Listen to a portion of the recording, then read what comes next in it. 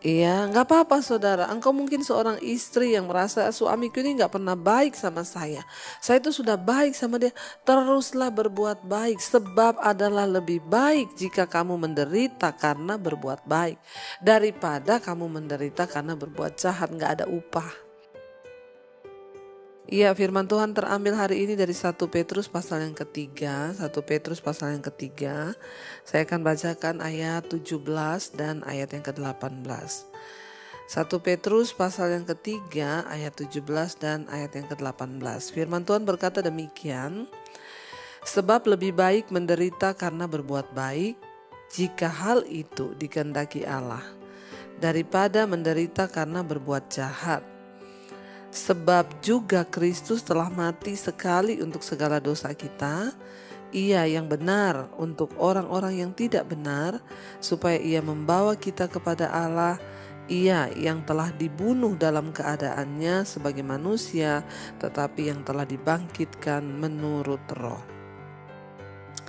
Saudara, firman ini berkata, sebab lebih baik menderita karena berbuat baik, jika hal itu dikehendaki Allah, daripada menderita karena berbuat jahat.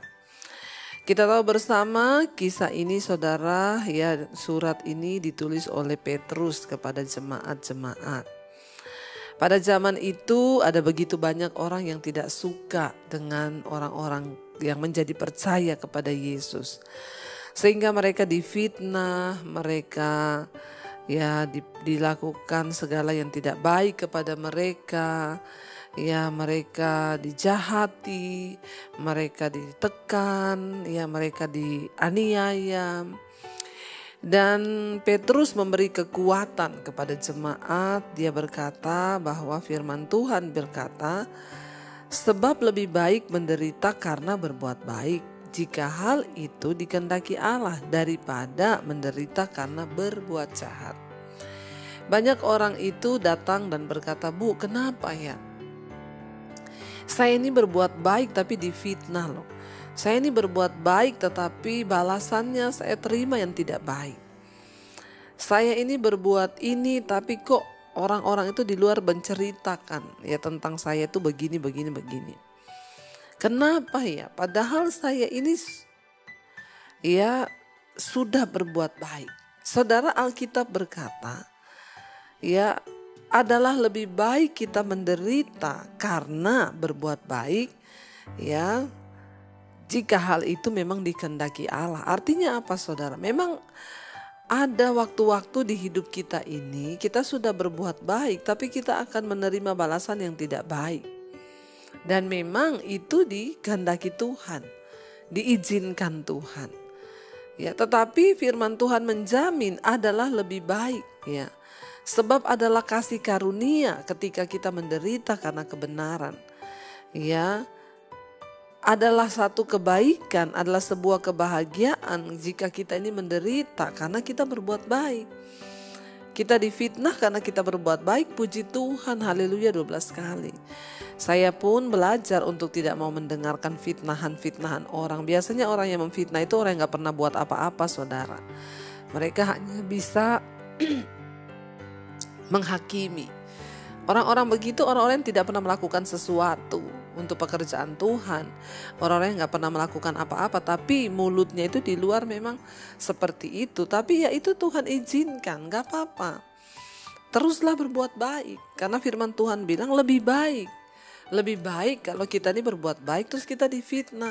Lebih baik kalau kita ini berbuat baik terus kita itu diceritain. Lebih baik kalau kita ini berbuat baik terus kita itu dijahatin. Nggak apa-apa, teruslah berbuat baik. Jangan sampai kebaikan kita itu luntur karena percuma lah saya sudah berbuat baik tapi orang gini-gini, ya udah mending saya berhenti. Rugi saudara, itulah manusia. Ya, orang jahat akan tetap mengeluarkan pembenaran yang jahat dari hatinya. Sekalipun dia melihat kebaikan orang, tetap yang keluar itu jahat. Jadi gak usah ambil pusing dengan orang yang memfitnah, dengan orang yang menekan kita, dengan orang yang mencoba ya menghalangi kita. Biarkan saja, karena orang jahat itu akan mengeluarkan perbendaharaan yang jahat. Sekalipun mereka melihat kebaikan orang, mereka sudah tidak bisa menceritakan kebaikan karena memang hatinya itu jahat. Tapi orang yang baik teruslah berbuat baik. Karena ayat ini berkata lebih baik menderita karena berbuat baik jika hal itu dikehendaki Allah. Kalau memang Tuhan izinkan, ya biar saja. Ya. Sebaliknya dikatakan ya daripada menderita karena berbuat jahat. Jangan kita menderita karena kita berbuat jahat. Kita diceritain orang karena kejahatan kita, ya itu memang biasa. Ya, tapi kita nggak dapat upah karena memang kita jahat. Jangan mau menderita karena berbuat jahat. Biarlah kita ini menderita karena perbuatan baik kita. Ya, ditekan, difitnah, itu yang dialami oleh orang Kristen mula-mula pada zaman itu. Iya, nggak apa-apa saudara. Engkau mungkin seorang istri yang merasa suamiku ini nggak pernah baik sama saya. Saya itu sudah baik sama dia. Teruslah berbuat baik, sebab adalah lebih baik jika kamu menderita karena berbuat baik daripada kamu menderita karena berbuat jahat, nggak ada upah.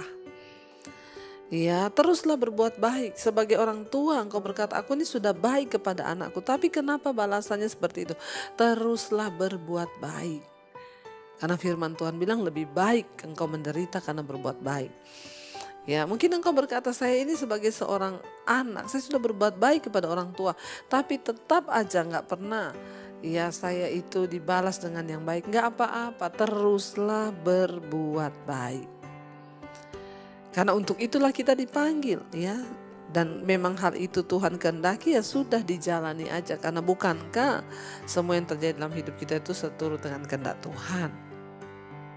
Tetap berbuat baik. Jangan pernah berhenti. Ya, kalau kita mau mengukur saudara, Yesus saja yang Tuhan, banyak sekali yang membenci dia, banyak sekali orang ingin menjatuhkan dia, banyak sekali yang memfitnah dia. Itu yang Yesus, apalagi kita ini siapa? Nggak ada apa-apanya kita ini dibandingkan Yesus. Jadi kalau hari ini engkau sudah berbuat baik, engkau menderita, engkau difitnah, itu adalah satu kasih karunia saudara. Itu adalah berkat, bersyukur. Semakin kita difitnah, semakin Tuhan akan memberkati. Apalagi kalau kita memang sudah berbuat baik, difitnah, ya itu adalah anugerah saudara. Dikatakan di sana ayat 18, sebab juga Kristus telah mati sekali untuk dosa kita, ia yang benar untuk orang-orang yang tidak benar. Nah, kita belajar dari Yesus. Yesus saja itu benar loh. Dia bukan hanya mau menderita bagi orang yang berdosa. Dia mati bagi orang berdosa. Dia serahkan nyawanya. Dan tidak ada lagi kasih yang lebih besar dari itu. Nah, kita ini disuruh belajar dari Yesus. Ketika orang berbuat jahat kepada kita, apakah kita itu membalas orang itu dengan jahat atau kita memberkati dia, mendoakan dia? Ya, kalau disuruh kita mati bagi dia mungkin kita belum mampu. Tapi kita belajar dari Yesus, di sini dikatakan ya, sebab Yesus juga telah mati untuk dosa-dosa kita. Dia mati untuk orang-orang yang tidak benar. Dia yang benar mati untuk orang yang tidak benar. Jadi kalau kita ini hanya menderita, belum sampai kita ini ya seperti Yesus dibunuh. Ya, marilah kita bersyukur. Dan mari kita melihat kepada Kristus sebagai teladan. Dia mati untuk orang jahat. Dia mati untuk setiap kita yang berdosa. Mungkin kita belum sampai sejauh itu. Kita mati bagi orang yang berbuat jahat pada kita. No, gak ada yang sanggup. Tapi setidaknya ya, gak usah benci orang yang memfitnah kita. Gak usah berbuat jahat kepada mereka. Gak usah balas yang jahat. Tapi tetaplah berdoa. Tetap lakukan kebenaran. Yesus itu mati bagi dosa-dosa kita. Dia yang benar. Dia mati untuk orang yang tidak benar. Supaya ia itu membawa kita kepada Allah. Ya, ia yang dibunuh dalam keadaannya sebagai manusia, tetapi yang telah dibangkitkan menurut roh. Ingat saudara, tujuan dari kematian Kristus itu untuk membawa kita datang kepada Allah. Hubungan yang terputus itu antara kita dengan Tuhan harus diperbaiki lewat kematian Yesus. Dia yang Tuhan menjelma sebagai manusia untuk mati agar hubungan kita dengan Tuhan itu bisa dipulihkan. Ya, adalah satu hal yang sangat penting kita tahu bahwa hari-hari ini mari kita fokus kepada manusia roh. Yesus mati supaya kita ini dibawa kepada Allah, dan Yesus yang dibunuh dalam keadaannya sebagai manusia, tetapi yang telah dibangkitkan menurut Roh.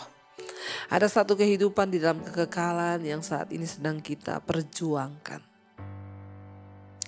Kita hari ini sedang berjuang terus melawan daging. Daging ini tidak tahan menderita. Daging ini gak kuat ketika difitnah. Daging ini tidak kuat ketika kita harus berhadapan dengan banyak tekanan. Tapi kita harus mampu menaklukkan daging ini. Kita belajar dari siapa? Yesus, yang mematikan dagingnya. Bahkan dagingnya disiksa, dibunuh, tetapi dia dibangkitkan di dalam Roh. Ada satu manusia yang harus kita bangun, yaitu manusia rohani. Manusia batinia yang tidak terlihat. Biarlah daging kita semakin hari semakin dikikis. Ya, semakin kita difitnah, semakin kita direndahkan, itu artinya daging kita semakin dimatikan. Waktu kita tidak marah, waktu kita bersyukur difitnah, ya puji Tuhan, haleluya, itu artinya kita akan semakin dimuliakan. Kita akan semakin ditinggikan oleh Tuhan. Tidak usah saudara peduli dengan apa kata orang. Karena orang jahat itu akan tetap jahat. Orang yang hatinya itu jahat, dia akan mengeluarkan hal-hal yang jahat dari perbendaharaan hatinya yang jahat. Dan dia gak akan pernah bisa melihat kebaikan orang lain. Karena itu mari kita introspeksi diri hari-hari ini, supaya kita juga menjadi orang yang berkenan pada Tuhan. Jangan sampai kita juga punya hati yang jahat. Kalau hari ini engkau sedang diizinkan menderita karena kebenaran, bersyukurlah. Sebab adalah lebih baik menderita karena berbuat baik daripada menderita karena berbuat jahat. Orang menderita karena berbuat jahat yaitu wajar, itu hukuman.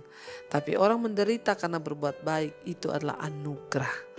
Mari kita melihat dari cara pandang Tuhan, karena kita semua sedang menuju ke satu hal, disempurnakan. Ya, secara roh kita harus disempurnakan agar ketika Tuhan datang kita berkenan. Dan satu saat ketika kita mati, roh kita akan dibangkitkan dan kita akan menjadi orang-orang yang layak untuk duduk bersama-sama dengan Kristus di dalam kerajaan kemuliaan.